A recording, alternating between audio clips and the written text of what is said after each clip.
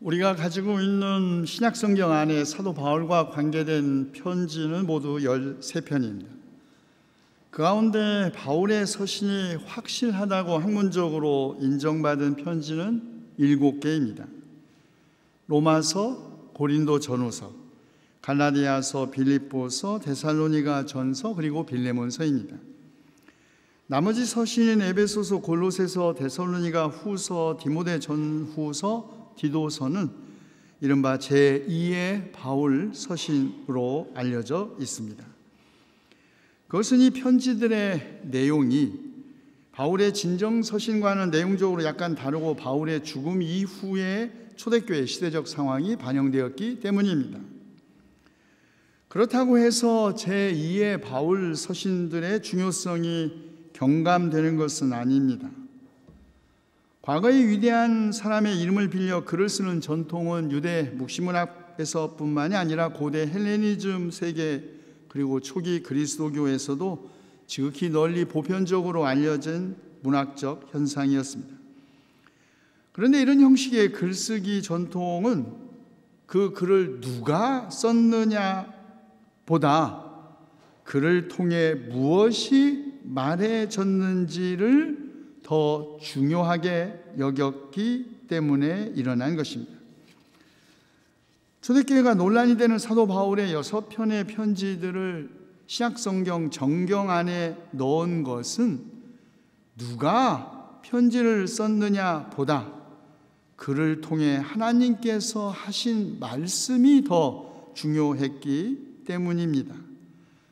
성서의 권위는 그 저자가 누구냐 하는 데 있지 않고 오히려 성서가 증언하고 있는 그 분의 권위에서 비록되는 것이기 때문입니다. 제2의 바울 서신들 가운데 특별히 디모데전서와 후서 그리고 디도서는 또 목회 서신이라고도 불립니다. 고령의 바울이 젊은 사역자들에게 목회적 충고를 하기 위하여 기록되었기 때문입니다. 그래서 목회서신은 주후 100년이 지나는 시대 혹은 그보다 더 늦은 시대의 초대교회가 처한 상황을 알려주는 매우 중요한 근거가 되고 있습니다. 디모데에게 보낸 편지에 의하면 당시 초대교회는 이른바 다른 교리를 가르치는 사람들 그리고 신화와 끝없는 신들의 족보 이야기를 주장하는 사람들 때문에 시험을 당하고 있었습니다. 이것은 한편으로 이 시기에 그리스도교가 교리를 정립하면서 제도화되고 있었다는 것을 보여줍니다. 조직의 안정을 기하기 위해 직제가 필요했습니다. 그래서 감독, 장로, 집사가 세워졌죠. 그리고 신학적인 다툼을 정리하기 위해서 교리가 필요했던 것입니다.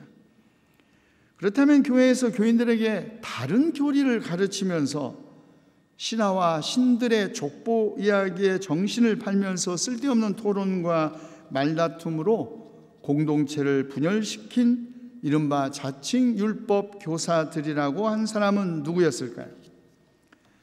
그들은 유대인이었다가 그리스도인이 된 사람들입니다. 그들은 신앙의 일상성, 신앙의 육체성을 억압하고 추상화했습니다. 엄격한 율법의 준수와 금욕주의적 신앙생활 그리고 사변적이고 형이상학적인 교리를 통하여 자신들을 평범한 다른 그리스도인들로부터 구별하고 그 구별을 통하여 동시에 다른 그리스도인들을 차별함으로써 자신의 경건을 이익의 수단으로 삼는 사람들이라고 사도 바울은 그들을 비난했습니다. 그러나 바울은 하나님께서 지으신 것, 이런 음식은 안 된다, 부정하다, 이런 사람하고는 만나면 안 된다, 율법은 이렇게 지켜야 한다 등 수많은 규정을 가지고 선과 악을 성속으로 구별했던 그들을 향하여 바울은 이렇게 말합니다.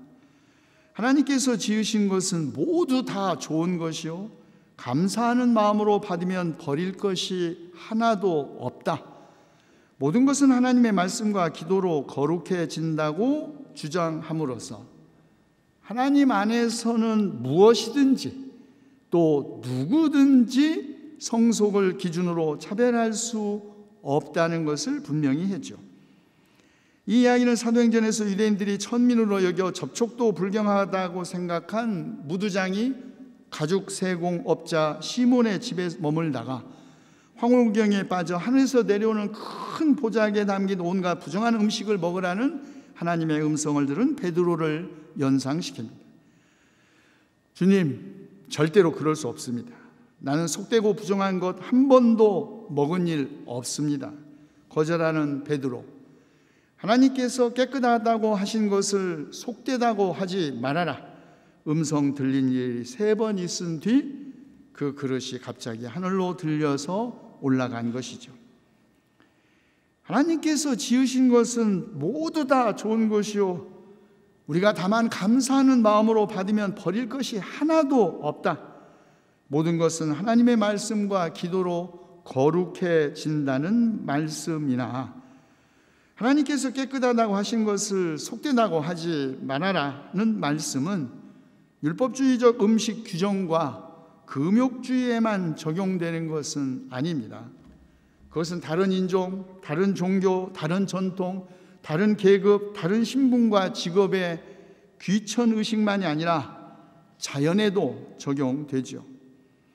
인간의 죄 때문에 하나님의 피조 세계가 비록 악해졌지만 그래도 하나님께서 지으신 세계, 하나님께서 창조하시고 보시기에 좋았던 세상은 우리가 감사하는 마음으로 받으면 그 가운데 버릴 것 하나도 없습니다. 게다가 육체에 대한 억압과 성의 죄악시도 마찬가지이죠. 그리스도교 신앙은 하늘의 천사들의 족보, 신들의 계보에 대한 관심이 아니라 땅에 있는 인간들의 현실에 관심을 기울이는 것입니다. 목회서신의 2번째 특징은 초대교회가 조직화되고 신학적 논쟁들에 대하여 비록 완전한 것은 아니지만 어느 정도 교리화하는 작업이 진행되었다는 것입니다. 그래서 공동체를 지키기 위하여 교회 안에 공인으로서의 직분, 특별히 감독과 장로와 집사라는 직분이 생기게 되었습니다. 감독은 책망할 것이 없고 절제하며 신중하며 단정하며 나그네를 대접하며 가르치기를 자랑하며 돈을 사랑하지 아니하며 자기 가정을 잘 다스리며, 감독은 또한 교회 밖의 사람들에게도 좋은 평판을 받는 사람이어야 한다. 집사도 신중하고 한 입으로 두 말을 하지 아니하며 부정한 이득을 탐내지 않으며, 마찬가지로 여자들도 신중하며 험담하지 아니하며 절제하며 모든 일에 성실한 사람이라야 한다. 디모데전서가 제시하는 이른바 기독교 교회 공직자들을 위한 모범이 되는 이런 특징은 사실은 기독교인이 만들어낸 혹은 기독교인이 정립한 가치가 아닙니다. 이것은 그 당시 고대 헬레니즘 세계에 이미 다 보편적으로 알려져 있었던 덕목이었죠. 신중하고 의롭고 경건한 삶, 그것은 기독교인뿐만 아니라 헬레니즘 도덕주의자들도 살아야 하는 모범이었던 것입니다. 초대교회가 그 당시에 널리 헬레니즘 세계에서 공인되고 수용되었던 그런 덕목의 가치를 수용한 것은 신앙 공동체도 비록 전적으로 다른 어떤 도덕적 기준을 가지고, 아니 어쩌면 더 철저한 기준을 가지고 자기에게 적용할지라도 여전히 세상 안에 있다는 것, 세상을 초월해 있지도 않지만 그렇다고 세속적인 것에 완전히 예속되어 있지도 않다는 것을 보여줍니다. 신앙인도 마찬가지죠. 그리스도인의 선과 악에 대한 도덕적 판단 기준도 세상 사람들과 크게 다르지 않습니다. 오히려 문제는 교회나 그리스도인의 삶이 세상적 판단 기준에도 미치지 못할 때이겠죠. 그런 의미에서 오늘 우리가 주목하려는 것은 사도 바울이 한때는 그리스도인에 대한 박해자여 폭행자였던 자기에게 하나님께서 자비를 베푸시어 그대에게 사도의 직분을 맡기신 것은 그를 하나의 본보기로 삼기 위한 것이었다라는 고백입니다. 본보기, 영어는 example이라고 번역을 했고 말틴 루터는 forebuilt, 내 앞에 있는 어떤 상, 이렇게 번역했습니다. 다시 말해 그리스도 예수께서 끝없이 참아주심의 한 사례를 바울에게서 드러내 보이심으로써 앞으로 예수를 믿고 영생을 얻으려고 하는 사람들의 본보기로 삼으셨다는 말입니다. 우리가 아는 대로 바울은 사도로 부름을 받기 전 그리스도인을 박해했던 디모데전서 기자의 표현을 빌리면 죄인의 우두머리였습니다. 그런 그가 그리스도교의 사도가 된 것은 전적으로 하나님의 끝없는 참으심과 은혜의 결과이고, 하나님은 바울을 본보기 삼아 자신을 끝없이 참으시는 하나님으로 계시하셨던 것이죠. 물론 하나님은 죄를 끝없이 참으시는 분이 아닙니다. 하나님은 땅을 심판하러 오실 것이니 정의로 세상을 심판하시고 그의 진실하심으로 뭇 백성을 다스릴 것이라고 시편 96편의 시인은 노래했습니다. 하나님이 끝없이 참으시는 건 인간의 죄가 아니라 죄인입니다. 하나님은 죄를 심판하지 않고 그냥 두시는 분이 아닙니다. 그러나 하나님은 죄인을 오래 참으시면서 아무도 멸망하지 않고 모두가 회개하는 데 이르기를 바라는 분이시고, 그렇게 끝없이 죄인을 참으심으로써 바울을 마침내 사도로 만드신 것이죠. 그렇다면 오늘의 우리 그리스도인들도 바울과 마찬가지로 하나님께서 자기 자신을 계시하기 위한 본보기로 삼기 위하여 우리를 부르셨다고 하겠습니다. 그러면 도대체 하나님은 우리를 통하여 어떤 하나님을 나타내시려고 우리를 끝없이 참으시고 계시는 것일까?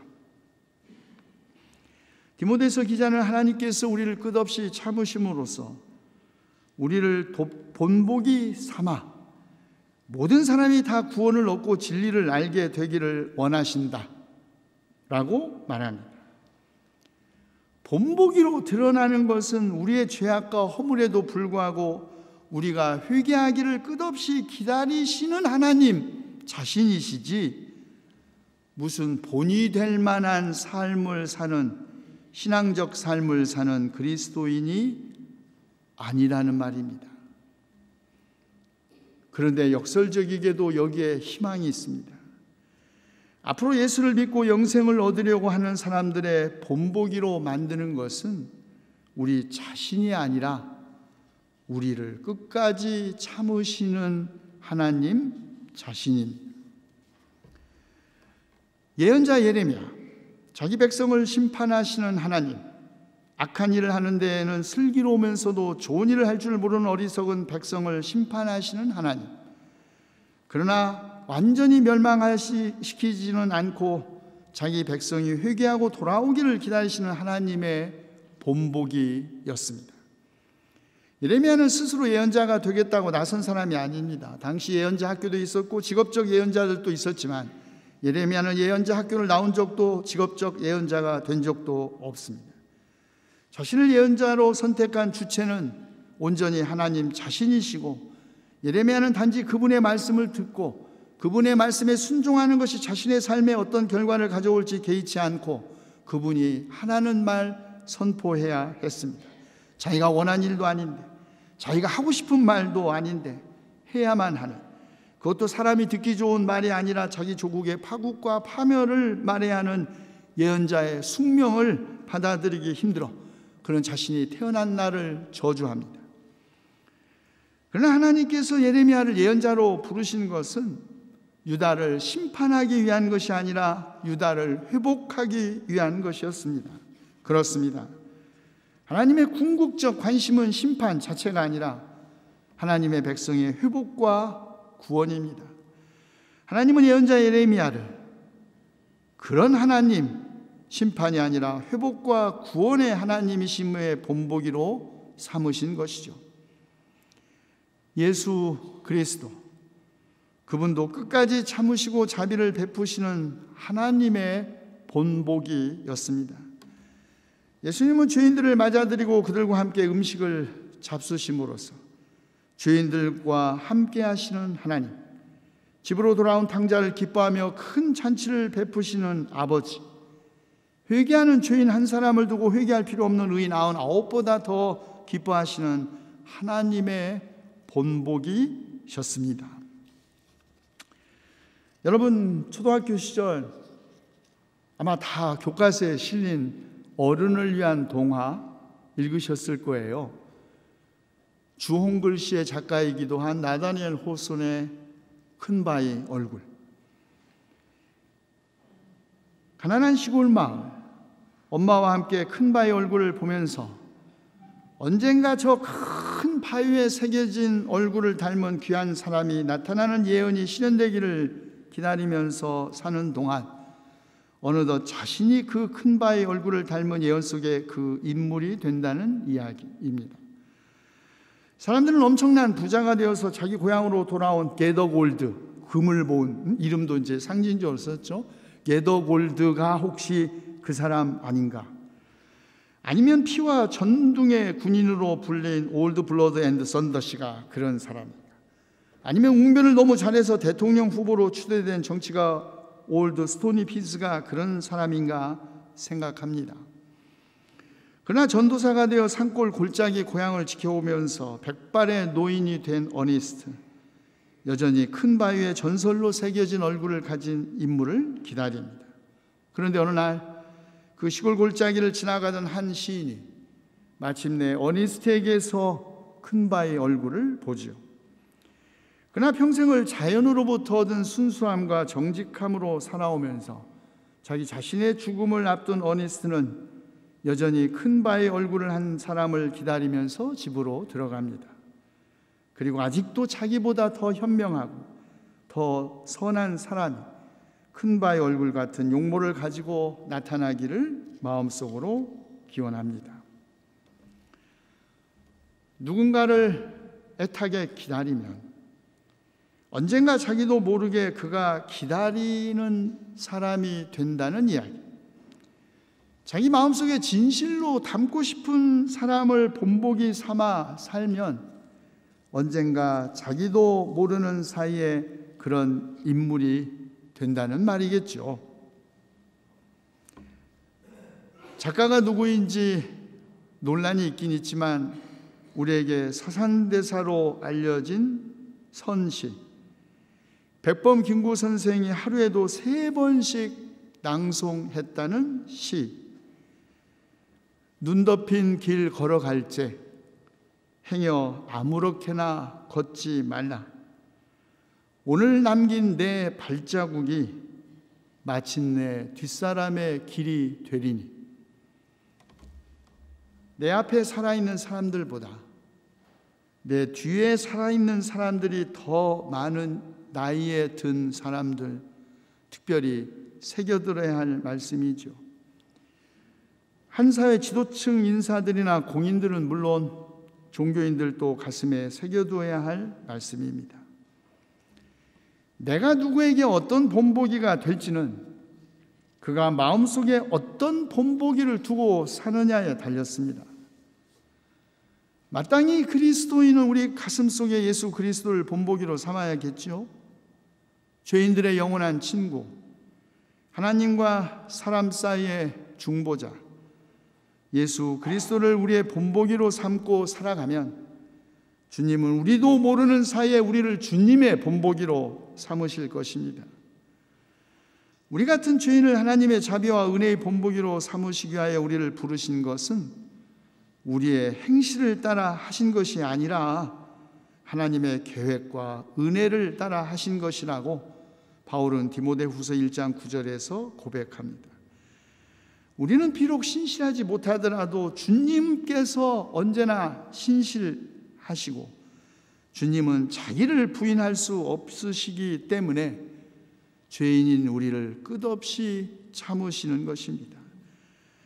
죄인인 우리를 통하여 하나님은 끝없이 참으시는 자기를 보여주시기에 우리는 비록 죄인이지만 타인에 대한 끝없는 겸손과 자기 자신에 대한 흔들리지 않는 희망을 가질 수 있는 것입니다. 기도합시다. 잃었던 양 한 마리, 잃었던 드라크마 한 잎을 찾았을 때 기뻐하시고, 회개할 필요가 없는 의인 99보다 회개하는 죄인 한 사람을 두고 더 기뻐하시는 주님의 자비를 힘입어 우리가 주님 앞에 나왔으니 끝없이 참으시는 주님, 우리에게 자비를 베푸시어 주님을 믿고 영생을 얻으려고 하는 못 사람들의 본보기로 우리를 삼으시옵소서. 우리 주 예수 그리스도의 이름으로 기도하옵나이다.